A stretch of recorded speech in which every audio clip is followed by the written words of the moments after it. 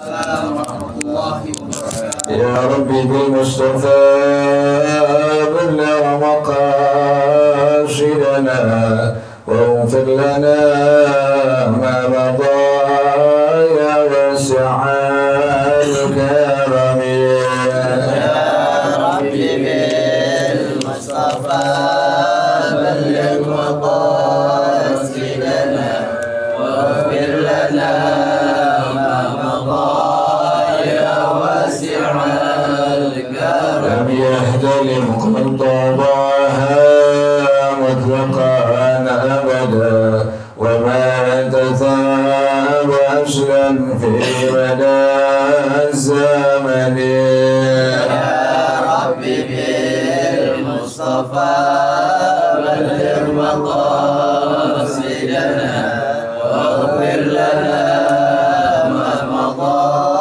يا واسع الكرم. إنها الدواب فلم تهرب وما وقعت ذبابة أبدا في جسمه الحسن. يا ربي بالمصطفى بلغ مقاصدنا واغفر لنا ما مضى يا واسع الكرم. بخلفه كأمام رؤية ثبتت ولا يرى آثار بول منه في علن. يا ربي بالمصطفى بلغ مقاصدنا واغفر لنا ما مضى يا واسع الكرم. وقلبه لم ينم والعين قد نعست ولا يرى زله في الشمس ذو فاطن. يا ربي بالمصطفى بلغ مقاصدنا واغفر لنا ما مضى يا واسع الكرم. ردفاه قد علتا قوما إذا جلسوا إن الولادة سفيانا بما ختاتني. يا ربي بالمصطفى بلغ مقاصدنا واغفر لنا ما مضى يا واسع الكرم. هذه الخصائص فاحفظها تكن آمنا من شر نار وسراك ومن محن. يا ربي بالمصطفى بلغ مقاصدنا واغفر لنا ما مضى يا واسع الكرم. مولاي صل وسلم دائما أبدا على حبيبك خير الخلق كلهم. يا ربي بالمصطفى بلغ مقاصدنا واغفر لنا ما مضى يا واسع الكرم. محمد سيد الكونين والثقلين والفريقين من عرب ومن عجم. يا ربي بالمصطفى بلغ مقاصدنا واغفر لنا ما مضى يا واسع الكرم. ومن تكن برسول الله نصرته إن تلقاه الأسد في آجامها تاجم. يا ربي بالمصطفى بلغ مقاصدنا مقاصدنا واغفر لنا ما مضى يا واسع الكرم. هو الحبيب الذي ترجى شفاعته في كل هول من الأهوال وقتائهم. يا ربي بالمصطفى بلغ مقاصدنا واغفر لنا ما مضى يا واسع الكرم. وكلهم من رسول الله ملتمس غرفا من البحر أو رشفا من الديم. يا ربي بالمصطفى بلغ مقاصدنا واغفر لنا ما مضى يا واسع الكرم. يا نفس لا تقنطي من زلة عظمت إن الكبائر في الغفران كالأمم. يا رب بالمصطفى بلغ مقاصدنا واغفر لنا ما مضى يا واسع الكرم. لعل رحمة ربي حين يقسمها تأتي على حسب الإسيان في الكسب. يا رب بالمصطفى بلغ مقاصدنا واغفر لنا ما مضى يا واسع الكرم. مولاي صل وسلم دائما أبدا على حبيبك خير الخلق كلهم. يا رب بالمصطفى بلغ مقاصدنا واغفر لنا ما مضى يا واسع الكرم. اللهم صل وسلم وبارك عليه وعلى آل الفجر رسول الله صلى الله عليه وسلم ثم إلى أرواح آله والمرسلين والصحابة أجمعين واتبعنا لهم بإحسان من الله العاملين ثم إلى أرواح آبائنا وأمهاتنا أجدادنا وجداتنا ومشايخنا ومعلمينا في الدين ولجميع المسلمين والمسلمات والمؤمنين والمؤمنات سيدنا شيخنا ورب أرواحنا الحبيب عبد الرحمن بن أحمد السقاف أبي شيخنا وربي أرواحنا الحبيب علي بن عبد الرحمن السقاف شيخنا وربي أرواحنا حجيج الدين بن كهجب الخير وإلى مؤلف هذا الكتاب الشيخ أحمد شهاب الدين بن سلام القليوبي وأصولهم وفروعهم أن الله يتغشاهم بالرحمة والمغفرة أن الله يغفر لهم ويرحمهم ويعلي درجاتهم بالجنة ويعيد علينا من بركاتهم وأسرارهم وأنوارهم وعلومهم ونفحاتهم وكراماتهم إمدادهم في الدين والدنيا والآخرة. الفاتحة على هذه النية وعلى كل نية صالحة جالبة لكل خير دافعة لكل شر وإلى حضرة النبي محمد صلى الله عليه وآله وصحبه وسلم. الفاتحة. أعوذ بالله من الشيطان الرجيم. بسم الله الرحمن الرحيم. الحمد لله رب العالمين الرحمن الرحيم مالك يوم الدين إياك نعبد وإياك نستعين اهدنا الصراط المستقيم صراط الذين أنعمت عليهم غير المغضوب عليهم ولا الضالين آمين. اللهم صل وسلم على سيدنا محمد الفاتح لما أغلق الخاتم لما سبق الناصر الحق بالحق والهادي إلى صراطك المستقيم وعلى آله وصحبه حق قدره ومقداره العظيم.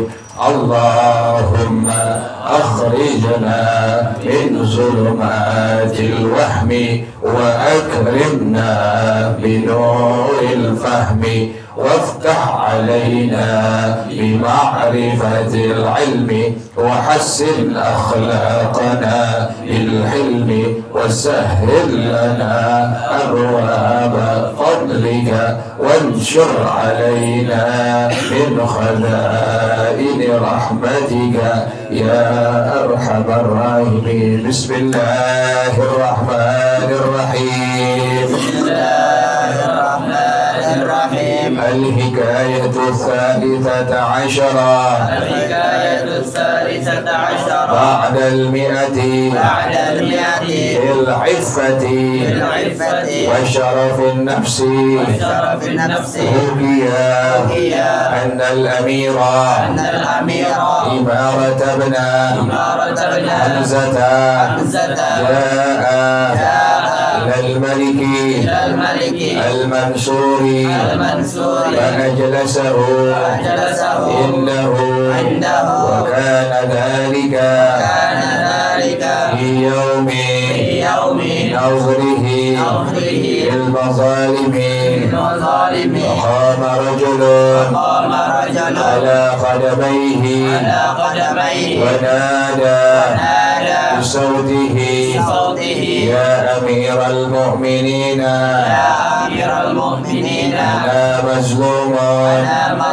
وقال له من ظلمك؟ وقال إمارة بن حمزة هذا أخذ ضيائي وعقاري فأمر المنصور أن يقوم من مجلسه ويساوي خصمه. وقال إمارة يا أمير المؤمنين إن كانت الضياء له فلا أعارضه وإن كانت لي فقد وهبتها له ولا أقوم من مجلس أكرمني فيه أمير المؤمنين لأجل دعائي فعجب الأكابر والحاضرون من كرم نفسه وشرف همته. والله أعلم الصواب. بسم الله الرحمن الرحيم. الحمد لله رب العالمين والصلاة والسلام على أشرف الأنبياء والمرسلين وعلى آله وصحبه أجمعين. قال الشيخ الإمام المؤلف رحمه الله وعلى من نفع به بركات علومه وبكم في الدارين آمين. قال رضي الله تعالى عنكم. بسم الله الرحمن الرحيم. الحكاية الثالثة عشر بعد المئة في العفة وشرف النفس. Hikayat yang ke-113 mengenai iffah. Iffah ini jaga diri dari hal-hal yang Allah haramkan dan hal-hal yang Allah larang, seperti sampai makruh dijaga sama dia, disebut dengan iffah. Orangnya disebut afif. Jadi orang yang menjaga diri dari hal-hal yang Allah haramkan, baik yang haram ataupun yang makruh, adalah sifatnya iffah. Orangnya disebut sebagai afif. Ini iffah sangat mahal zaman sekarang ini. Iffah sangat mahal, sangat jarang, sangat langka. Jadi sampai hal-hal yang Allah makruhkan itu, yang Nabi makruhkan itu, sampai dijaga dirinya, nggak mau dia kerjakan hal-hal yang makruh itu. Makan jengkol, ada hukum makan jengkol makruh tadi itu. Jadi makan jengkol makruh tadi.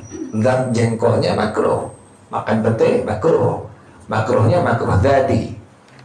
Zat daripada petenya makruh tuh. Kalau rokok makruhnya makruh arudi, karena ada sesuatu yang makruhnya makruh zati, zatnya materinya. Ada yang makruhnya makruh arudi. Jadi bukan zatnya, kayak tembakau, itu tembakau bukan makruh. Tembakonya itu bukan makruh, tapi hasil pembakaran tembakonya dengan kertasnya menjadi apa? Menjadi makruh hukumnya, itu disebut sebagai makruh arudi. Nah, pada makruh tadi itu dimakruhkan untuk membaca bismillah sebelumnya. Kayak makan jengkol, itu makruh baca apa? Bismillah tuh. Jadi itu kalau makan jengkol jangan baca bismillah. Pisahin dulu jengkolnya, pisahin jengkolnya, nasi sendiri tuh, baru bismillah. Jangan berbarengan nasi apa? Jengkol tuh. Makanya kalau pesan di warung-warung makan yang ada jengkolnya, Mbak pisah Mbak, jengkolnya Mbak. Biar dapat sunnah juga. Jadi makan jengkol jangan bareng makan nasi aja. Udah tahu hukum begitu orang tuh. Kalau yang belum tahu kan, makan jengkol dibarengin dengan nasi, baca bismillah, makruh tuh. Kenapa demikian? Makruh karena makan jengkolnya adalah hukumnya makruh zati. Zat jengkolnya itu makruh. Kalau merokok baca bismillah nggak makruh. Kenapa demikian? Karena tembakonya itu adalah hukumnya mubah sifatnya, nggak jadi makruh. Yang menjadi makruh setelah ada pembakaran kertasnya, pembakaran tembakonya, baru hukumnya menjadi apa? Menjadi makruh. Tapi nanti ada orang yang merokok hukumnya jadi haram. Udah bengek, udah batuk, dari filter pindah ke sokam. Dulu kan lagi muda begitu ya. Kalau lagi batuk nih, katanya obatnya itu bukannya berhenti rokok, tapi apa? Pindah ke sokam, katanya. Tambah bengek. Orang yang lagi bengek, lagi batuk, punya penyakit jantung, menjadi haram merokok baginya itu. Jadi rokok itu hukumnya begitu. Itu disebutkan oleh Syekh Alwi bin Ahmad As-Segaf rahimahullah dalam kitabnya Ustaz Ahqutul Mufidah, bahwasanya merokok itu hukumnya bukan satu. Jadi merokok itu adalah hukumnya bukan satu. Bisa menjadi haram, bisa menjadi mubah, bisa menjadi makruh, bahkan menjadi wajib bisa merokok itu. Tergantung lihat dari siapa orang yang merokok tadi. Karena ada ulama itu yang menghukumkan itu sebagai hukumnya wajib. Kalau dia nggak merokok, maka tidak bisa dia membaca kitab, nggak bisa dia mengarang-arang kitab-kitab para ulama itu demikian tuh, sampai menjadi akhirnya merokok menjadi wajib hukumnya bagi dirinya. Tapi ya kalau kita gimana, tergantung kita sendiri itu. Emang kalau kita bokeh jangan pakai rokok deh. Gitu ya. Jadi kalau hal-hal yang dibilang orang bisa menjaga diri dari hal yang haram ataupun yang makruh, sifatnya namanya iffah. Orang yang disebut sebagai dari afif, namanya afif. Afif, ada orang namanya afif. Afif itu orang yang bersifat iffah. Artinya itu orang menjaga diri dari hal yang Allah haramkan dan orang yang Allah makruhkan. Wa syarafin nafsi, dan kemuliaan an-nafs diri. Nah, ada harga diri seorang muslim, seorang muslimah, itu ada syarafin nafs namanya itu. Keduanya ini diraih sebab ini orang melaksanakan semaksimal mungkin, sebisa-bisanya ajarannya Rasulullah SAW. Baru ada asyaraf. Jadi seorang muslim, seorang muslimah itu ada harganya, ada kemuliaannya di hadapan Allah ya, bukan hadapan makhluk. Di hadapan makhluk kita bisa macam-macam. Makhluk itu meninjau makhluk lain sebab pangkat, sebab harta, sebab jabatan. Beda dengan pilihan Allah terhadap makhluknya, beda. Kalau antar makhluk dengan makhluk, nilai makhluk dengan makhluk yang lain, sebab harta, sebab jabatan, sebab pangkat, baru dinilai itu. Ente datang ke sebuah tempat pakai motor, udah motor diselah susah. Orang ngeliatnya gimana itu? Enggak orang pandang. Kenapa demikian? Karena makhluk itu melihat makhluk lain dengan sebab apa? Dengan sebab harta, ente gak dipandang. Nah, kalau Allah tidak melihat demikian, Allah melihat hambanya itu bukan dengan harta yang dia miliki, bukan dengan jabatan yang dia miliki, tapi dengan apa? Dengan seberapa jauh taatnya kepada Allah, pada Rasulullah SAW. Karena orang itu sekarang tidak ketipu di hadapan makhluk, dia mulia, tapi belum tentu dia mulia di hadapan siapa? Khalik, di hadapan Allah Subhanahu Wa Taala. Nah, seorang muslim, seorang muslimah itu Yang dia kejar targetnya bukan kemuliaan di hadapan makhluk. Ini yang jadi masalah sekarang. Orang itu sekarang mengejar kemuliaan di hadapan siapa? Di hadapan makhluk, yang pada akhirnya menelantarkan sangat jauh kemuliaan dia di hadapan Allah Subhanahu wa taala. Kita orang yang udah ngerti, yang udah tahu, yang udah ngaji, kan demikian. Upayakan diri kita, lahir batin kita menjadi mulia di hadapan Allah Subhanahu. Dengan cara apa? Dengan cara ikuti semua perintah Allah Subhanahu wa taala, perintahnya Rasulullah sallallahu alaihi wasallam. Tinggal ente pilih sekarang. Ente pengen pilih mulia di hadapan makhluk atau di hadapan siapa? Di hadapan Allah. Mulia di hadapan makhluk ada nggak batasnya? Ada batasnya. Ente mulia di hadapan makhluk, batasnya ada. Pengen mulia di hadapan pejabat, ada limit waktunya. Ini pejabat berapa tahun menjabat? 5 tahun, selesai usah. Selesai sudah jabatannya, sudah hilang kemuliaan di hadapan makhluk. Kan begitu. Ente lihat di semua pejabat dunia, pejabat Indonesia, semua lihat, nasional. Itu kan kemuliaan dia sebatas limit waktu yang dia jabat, tertentu sudah selesai. Tapi kalau ada orang yang mencari kemuliaan di hadapan Allah Subhanahu wa taala, nggak ada berhenti kemuliaannya di hadapan makhluk yang lainnya, nggak ada. Kita lihat wali-wali Allah, ada nggak keberhentian dia punya kemuliaan di hadapan makhluk Allah lain? Tidak ada. Lihat Wali Songo, lihat kita punya guru-guru Jakarta, Habib Ali Kuitang, Habib Ali Bungur, Habib Salim bin Jundan, Kiai Haji Abdullah Syafi'i. Beliau sudah berpulang ke rahmatullah. Nama beliau masih ada di hati-hati makhluk Allah Subhanahu wa taala. Bahkan kemuliaan beliau masih masih orang-orang ceritakan. Kan begitu. Itu nggak ada habis-habisnya, luar biasa tuh kemuliaan di hadapan Allah itu. Tinggal kita pilih sekarang, pengen mulia di hadapan Allah atau mulia di hadapan siapa? Di hadapan makhluk. Di hadapan makhluk sebentar selesai habis sudah. Ente cari pelan di hadapan makhluk, sebentar selesai habis sudah. Nggak asyik. Makanya orang-orang yang dekat kepada Allah Subhanahu wa taala, yang udah hatinya, otaknya, pikirannya ada pada ajarannya Rasulullah SAW, tidak ada keasyikan, tidak ada kenikmatan mulia di hadapan makhluk, nggak ada tuh. Makanya mereka nggak mencari gituan, nggak mencari itu. Yang mereka cari apa? Selalu pengen sedikit-dikitnya itu dirinya sebisa-bisanya melaksanakan ajarannya Rasulullah SAW. Ya sekarang kita ngumpul di kampung kita itu, kan orang melihatnya kan kemuliaan di hadapan orang apanya? Duitnya, berapa banyak duit yang kau miliki, berapa banyak harta yang kau miliki, berapa banyak. Ya kayak begitu orang sekarang lihatnya kan begitu. Nggak lihat ibadah ente, nggak ada lihat. Ente baca Quran rajin, baca Al-Fatih rajin, baca macam-macam ente hal-hal yang Nabi kerjakan, yang Nabi suruh ente kerjain. Orang nggak pandang, orang nggak lihat. Tapi jangan lupa, Allah memandang itu bukan hal demikian. Allah mandang kita, mandang ente, mandang aneh itu bukan sebab harta yang kita miliki, tapi apa? Seberapa jauh kita melaksanakan ajarannya Rasulullah SAW.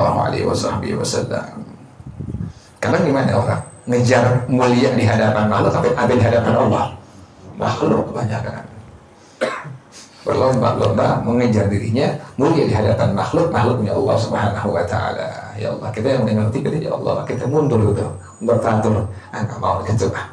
Karena kemuliaan di hadapan makhluk itu ada limitnya, ada batasnya. Selesai sudah jabatannya, sudah selesai.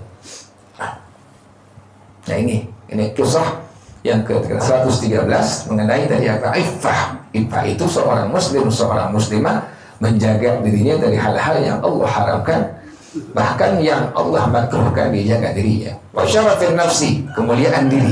Ingat ya, kemuliaan diri seorang muslim, seorang muslimah itu bukan dilihat dari seberapa banyak harta yang dia miliki, seberapa hebat jabatan yang dia miliki, bukan, tetapi seberapa hebat, seberapa maksimal dia mengerjakan ajarannya Rasulullah SAW. Karena mente sama udah. Jadi kemuliaan itu bukan sebabnya harta yang kita miliki, bukan. Tahajud kita, duha kita, baca Quran kita, salawat kita, istighfar kita, tasbih kita, sedekah kita, itu yang menjadi mulia di hadapan Allah Subhanahu wa taala. Kita selesai hidup di alam dunia, kita mati, apa yang kita bawa? Bukan harta kita, bukan jabatan kita, bukan pangkat kita, bukan, tapi apa? Amal-amal saleh kita yang semua mengikuti ajarannya Rasulullah SAW. Harum nama-nama mereka semua di kampung kita. Ada yang orang-orang umum, ada Haji Yunus Yaki, kemudian ada Haji Soleh, dia punya Uyut, itu orang semua ceritanya yang wah itu orang baiknya luar biasa, ya Allah itu orang baca Qurannya, kan begitu.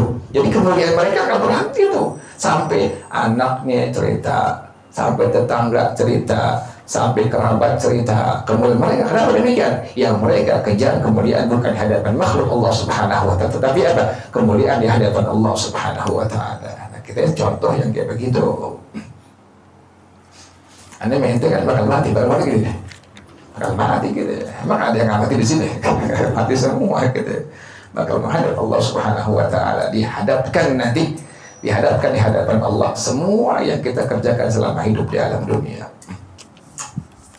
Mengerikan, datang kematian, selesai, masuk ke alam kubur, alam barzah, gak berlaku KTP, gak berlaku SIM kita, gak berlaku paspor kita, gak berlaku jabatan kita, semua kadang-kadang berlaku. Ustadz, kiai, jabatannya nggak ada, berlaku semua kecuali amal soleh dia di hadapan Allah Subhanahu wa ta'ala. Nggak laku ente, ini guru agama, nggak laku, ini punya gelar, yang punya gelar S1, S2, S3, nggak laku di hadapan Allah. Apa yang laku di hadapan Allah? Seberapa jauh dan seberapa maksimal dia dalam mengikuti ajarannya Rasulullah Sallallahu Alaihi Wasallam. Nggak laku semuanya. Kali itu misalnya gubernur mati, laku nggak? Dia punya jabatannya di hadapan Allah, nggak laku. Apa yang laku? Yang laku adalah seberapa jauh dirinya dalam melaksanakan setiap ajarannya Rasulullah Sallallahu Alaihi Wasallam. Jadi pangkat nggak ada yang laku, semua di hadapan Allah. Makanya as-salihin, kaum as-salihin, mereka begitu otaknya. Otak mereka, hati mereka, lahir batin mereka hanya untuk Allah, hanya untuk Rasulullah Sallallahu Alaihi Wasallam. Karena mereka tahu, walal akhiratu khairu wa abqa, walal akhiratu khairun laka minal ula. Nah, kita para ulama tulis kitab di kitab mereka semua begitu tujuannya tuh. Kita jadi ambil pelajaran. Oh iya, kita ini di alam dunia ini, sebentar hidup kita di alam dunia ini. Dan yang kita kejar bukan kemuliaan di hadapan makhluk Allah Subhanahu, tetapi adalah kemuliaan di hadapan Allah Subhanahu. Dengan cara apa? Dengan cara sekarang ini, dengan cara kita qiyamul lail, subuh berjamaah, baca Quran, baca ratibul attas, baca ratibul haddad, baca salawat, baca istighfar, baca tasbih. Itu semua itulah yang menjadikan kita mulia di hadapan Allah Subhanahu wa ta'ala dan mengikuti ajarannya Rasulullah Sallallahu Alaihi Wasallam. Hukia dihikayatkan, luar biasa nih kisahnya. Ini kalau baca kitab itu para ulama, ya Allah, luar biasa. Kita jauh, tapi kita berupaya sedikit tuh, sedikit ikutin setiap kisah yang kita baca tuh. Ya Allah, dikit-dikit ada pemenahan diri, ya Allah, nggak boleh begini, nggak boleh begitu. Hukia dihikayatkan, annal amirah Imamat ibn Hamzah ja'a ilal Malik al-Mansuri fa'ajlasahu indahu. Ada seorang amir pejabat ya, namanya Imarah bin Hamzah, datang seorang rajanya Raja Al-Mansur namanya. Ada seorang amir, kita sekarang gubernur ya, datang ke seorang raja, ini gubernurnya, amirnya namanya Imarah bin Hamzah, datang kepada seorang raja, seorang presiden sultan namanya Al-Mansur. Fa'ajlasahu indahu, didudukin di hadapannya tuh. Ya kan kalau gubernur di hadapan presidennya, rajanya kan dikasih kemuliaan nggak? Kasih kemuliaan, ada bangkunya kan masing-masing tuh. Ada gubernur Jakarta, ada gubernur Aceh, ada gubernur Lampung, ada gubernur Kalimantan Selatan, Kalimantan Timur, ada semua mereka masing-masing bangkunya di hadapan seorang atau seorang raja. Wa kana dzalika fi yaumi nawzihi fil mazalimi. Ini Raja Al-Mansur ketika itu beliau selalu memantau hal-hal yang terjadi kezaliman negerinya. Ya, rajanya raja yang luar biasa ini. Jadi ini raja mantau setiap kejadian yang menimpa rakyatnya itu, apa yang terzalimi oleh rakyatnya.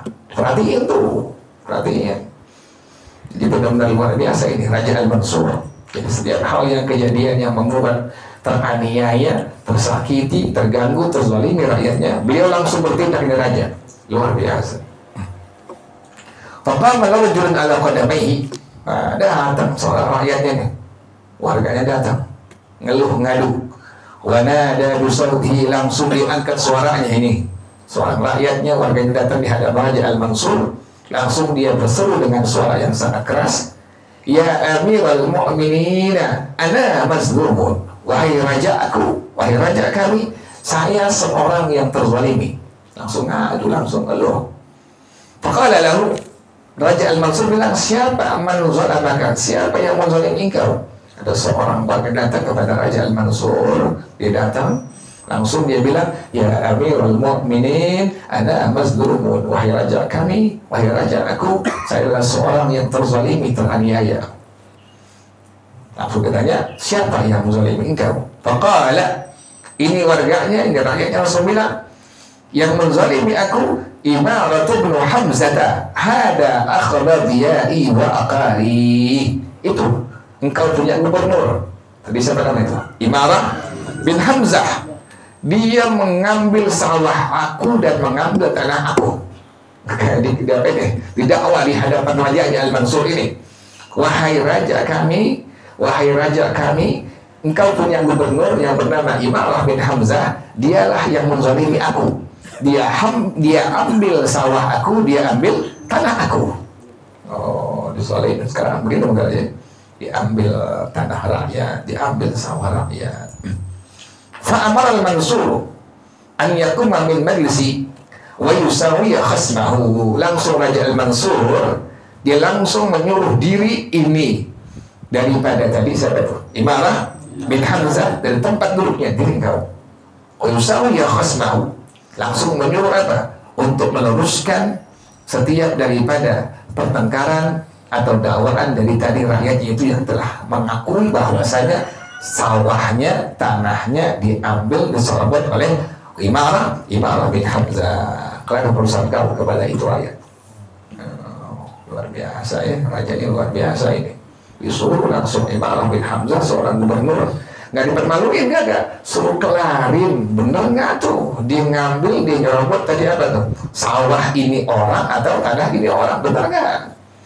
Faqala Imarah tuh, lihat nih, orang dia nggak salah, gubernurnya nggak korupsi kan begitu, dia nggak takut. Kan yang takut jangan apa? Yang salah. Kalau orang pejabat nggak salah, dia nggak takut, dihadapin dia, dipanggil KPK, dia datang kan begitu. Emang dia nggak salah. Kan begitu ya. Ini kejadian semua ini. Jadi kejadian yang dulu pernah kejadian, sekarang apa? Keulang kembali itu.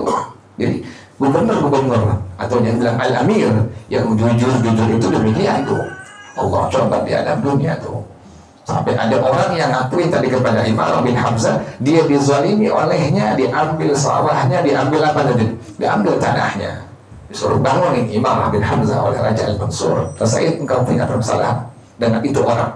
Apakah Imarah tuh? Nah ini gubernur yang cerdas nih, gubernur yang mengikuti ajaran dari Rasulullah SAW, tidak takut. Dan setiap perbuatan yang kita kerjakan pasti akan ada efeknya, kan begitu kan?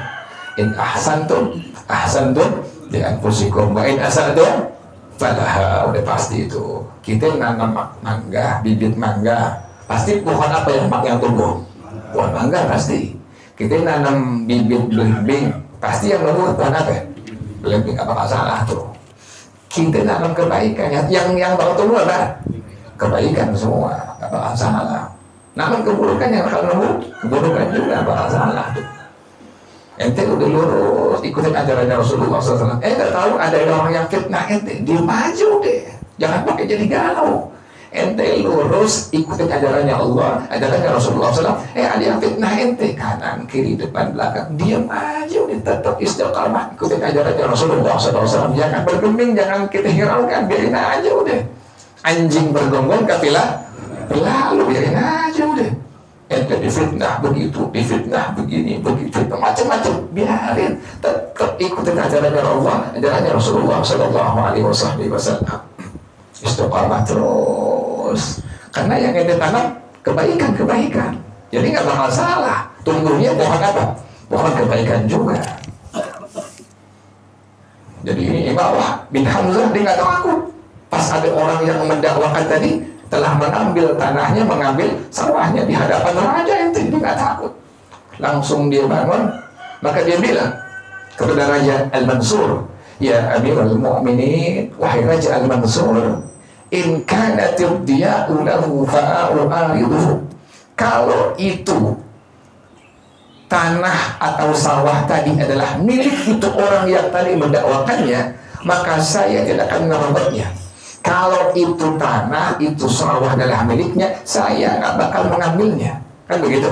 Kan tadi diklaim, didakwakan oleh itu orang bahwasanya Imalah bin Hamzah tadi apa? Mengambil sawahnya, mengambil tanah ini orang. Langsung di hadapan rajanya Al-Mansur, dia bilang, wahai raja kami, jika tanah itu, jika sawah itu milik dia, maka saya tidak akan mengambilnya. Wa in kanat li faqad wahabtuha lahu.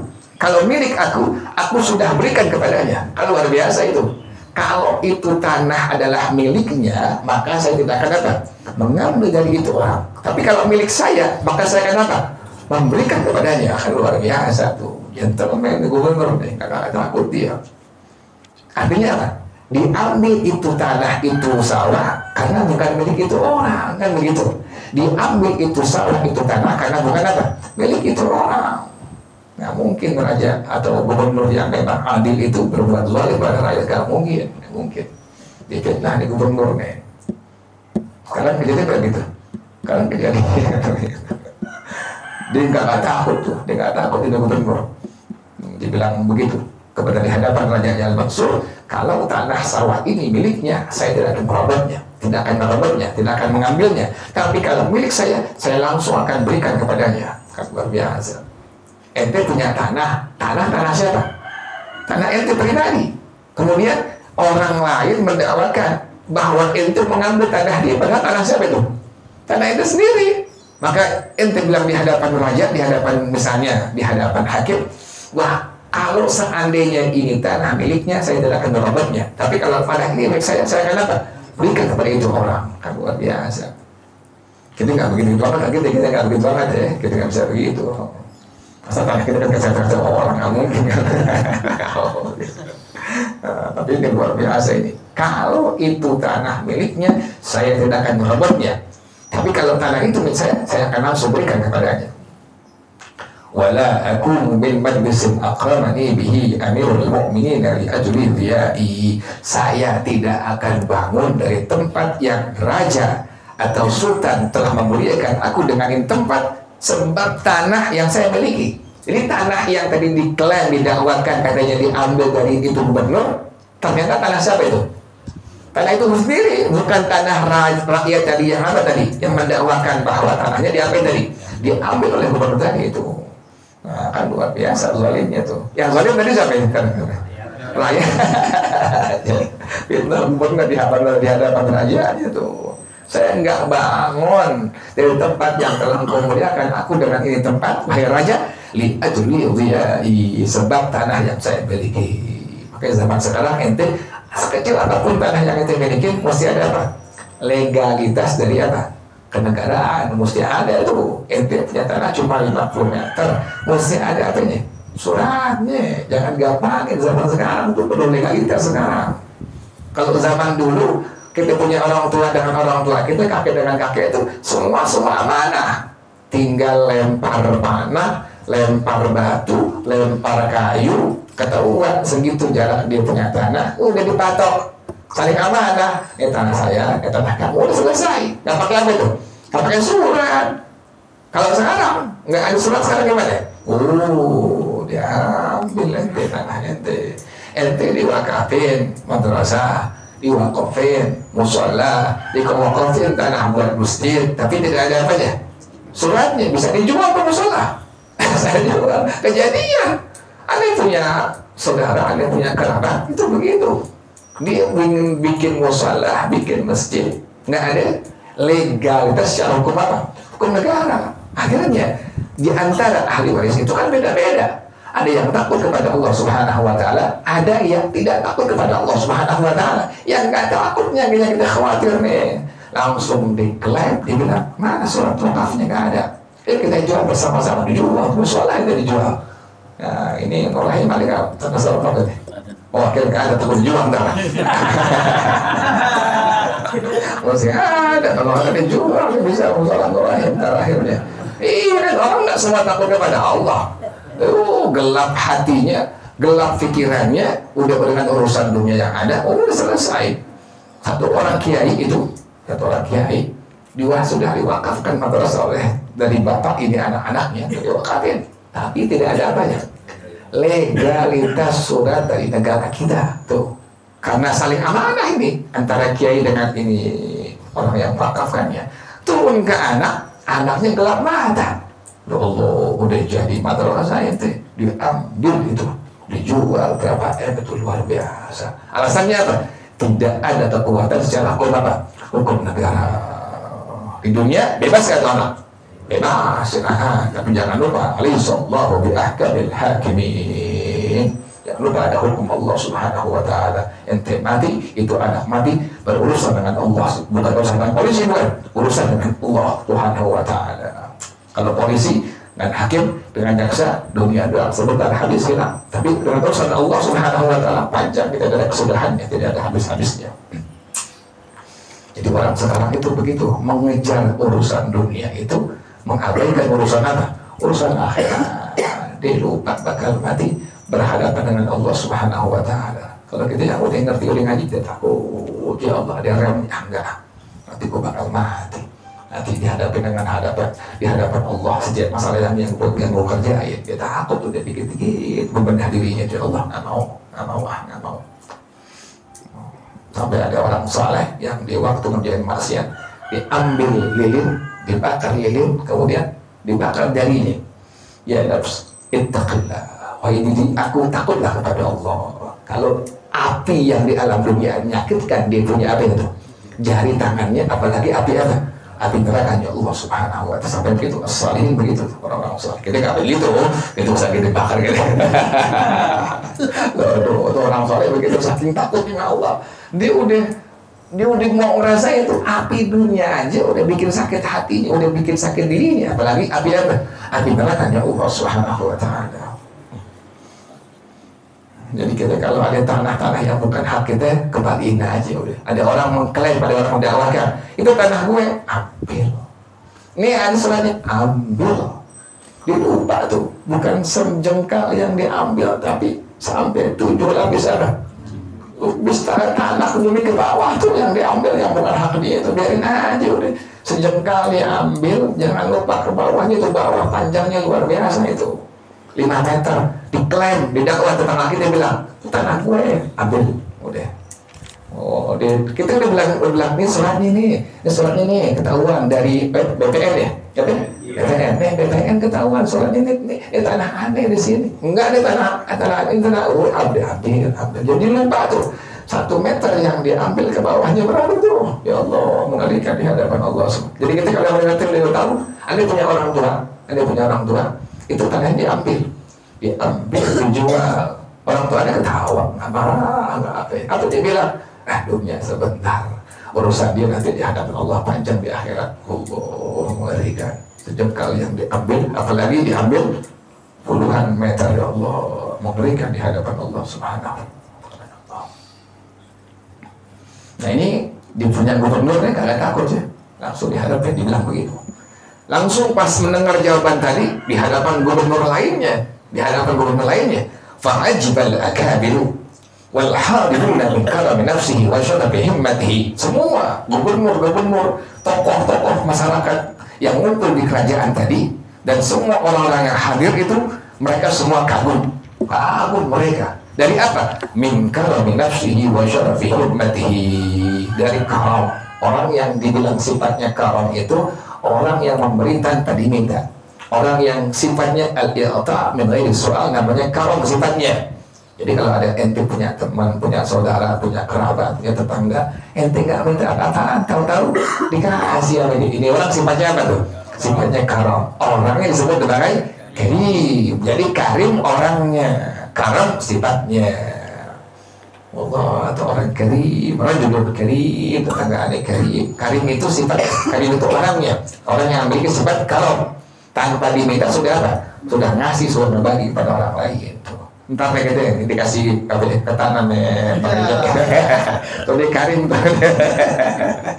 Karena bisa makin makan nonton kan, tuh karam namanya tuh karim tuh. Kita nggak minta lontong, dikasih apa? Dikasih ketan kan. Ngopi ngeteh tuh, ya Allah, coba kita keluar bayar nggak tuh? Bayar.